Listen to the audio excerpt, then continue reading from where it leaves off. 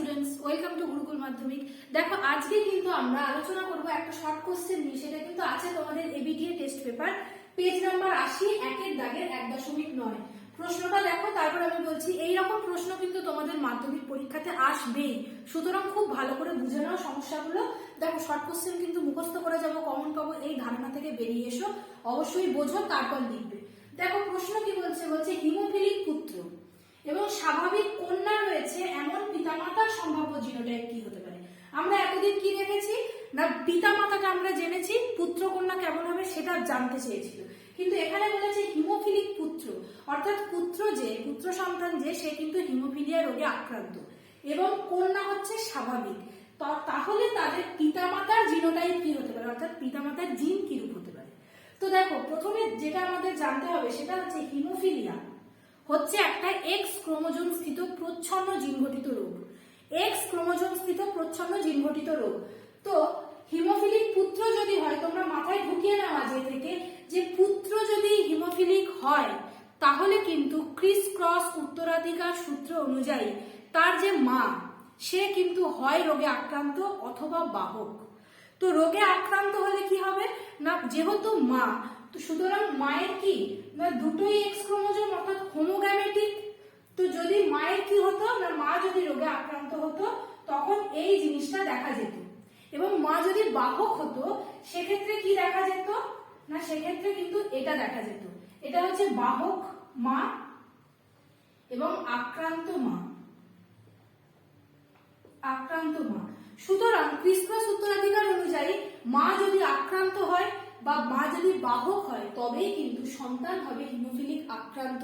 কারণ Chris cross উত্তরাধিকার কি না, এটা এক্স ক্রোমোজোম স্থিত একটা জিনিস, যেটা মায়ের থেকে পুত্রের দেহে, পিতার থেকে কন্যার দেহে সঞ্চারিত হয়। ঠিক আছে, এই জিনিসটা আমরা জানলাম। এবার কি বলছে, স্বাভাবিক কন্যা। তো কন্যা স্বাভাবিক মানে ক্রিস ক্রস উত্তরাধিকার অনুযায়ী কন্যা কার থেকে পাচ্ছে না, বাবার থেকে পাচ্ছে। সুতরাং পিতা কি হবে, যেহেতু স্বাভাবিক কন্যা বলেছে, সুতরাং পিতা কিন্তু অবশ্যই স্বাভাবিক। তাহলে পিতা কিন্তু অবশ্যই স্বাভাবিক হবে। পিতা কিন্তু কখনোই বাহক হবে না। পিতা কিন্তু হয় স্বাভাবিক, না হয় রোগাক্রান্ত। কিন্তু এক্ষেত্রে কিন্তু যেহেতু স্বাভাবিক কন্যা, সুতরাং পিতা কিন্তু অবশ্যই স্বাভাবিক। তাহলে পিতামাতা কি হবে, দেখো প্রথম অপশন কি বলছে, প্রথম অপশন বলছে ক্যাপিটাল এইচ স্মল এইচ, অর্থাৎ আক্রান্ত মা নয় বাহক মা এবং রোগাক্রান্ত পিতা। তো এবার তোমাদের মাথায় প্রশ্ন আসতে পারে যে আপনি প্রথমটাকেই কেন মা ধরছেন, পরেরটাকেই কেন পিতা ধরছেন। তার কারণ দেখো, এটার ক্ষেত্রে যেহেতু হোমোগ্যামেটিক, দুটো এক্স, সুতরাং মায়ের ক্ষেত্রে কিন্তু এটা প্রকাশ পাবে। এবং পিতার ক্ষেত্রে কিন্তু যেহেতু এটা ওয়াই ক্রোমোজোম স্থিত রোগ নয়, এক্স ক্রোমোজোম স্থিত রোগ, সেক্ষেত্রে কিন্তু একটা আছে। দেখো পিতা হচ্ছে সবগুলোর ক্ষেত্রে একটা, অর্থাৎ ওয়াই ক্রোমোজোম স্থিত রোগ নয় এটা, তাই জন্য তো এটা কিন্তু হবে না।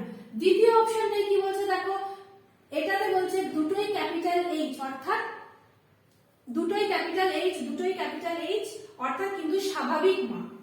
এটা আমার লেখা হয়নি, সরি। দুটোই যদি ক্যাপিটাল এইচ হয় তাহলে কিন্তু মা হচ্ছে স্বাভাবিক মা।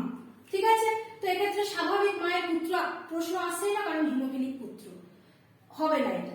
তৃতীয় অপশনটাও দেখো স্বাভাবিক মা এবং আক্রান্ত পিতা। এখানে কিন্তু আক্রান্ত পিতা হলে স্বাভাবিক কন্যা কখনোই জন্ম সন্তান হতে পারে না, সুতরাং এই অপশনটাও কিন্তু ভুল। এই অপশনটা অর্থাৎ এইটাতে কি বলছে দেখো, capital H small H, capital H small H, অর্থাৎ বাহক মা। তাহলে এটা যদি বাহক মা হয় আর এটা হচ্ছে কি ক্যাপিটাল এইচ, অর্থাৎ পিতা স্বাভাবিক, তাহলে মা বাহক যদি হয় তাহলে কিন্তু পুত্র হিমোফিলিয়া রোগে আক্রান্ত হতে পারে। বা মা যদি আক্রান্ত হয় বা বাহক হয় তবেই কিন্তু হিমোফিলিক পুত্র জন্ম দেওয়া সম্ভব।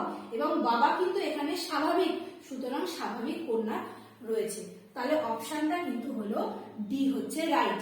এইরকম প্রশ্ন কিন্তু বারবার আসছে পরীক্ষায়। তোমরা জেনেই গেছো যে আমাদের সাজেশন কিন্তু প্রকাশিত হয়ে গেছে। যাদের এখনো ভৌত বিজ্ঞান, জীবন বিজ্ঞান এবং গণিতের সেই ভয় কাটছে না, আর কিন্তু সময় নেই, অবশ্যই আজই সংগ্রহ করো ডেসক্রিপশন বক্সের লিংক থেকে তোমাদের এই প্রিমিয়াম কোয়ালিটির সাজেশনটি এবং পেয়ে যাও তোমাদের সাফল্যের চাবিকাঠি। পরের ক্লাসে দেখা হচ্ছে।